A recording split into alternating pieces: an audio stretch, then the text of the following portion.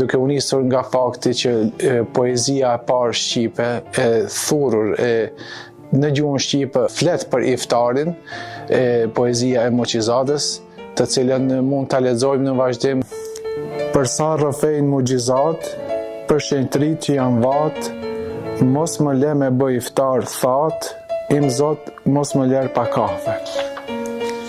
Im Zot mos më le dë kujdes, me bëj iftar me mjalt pa pekmes.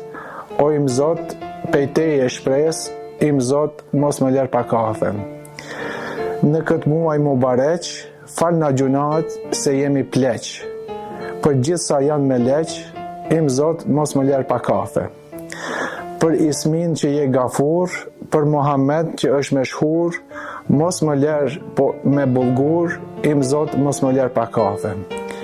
Lutju Zotit Muqizade, se heq bari shumë derde, se s'ka as pilaf as zerde, im Zot mos më ler pa kafe.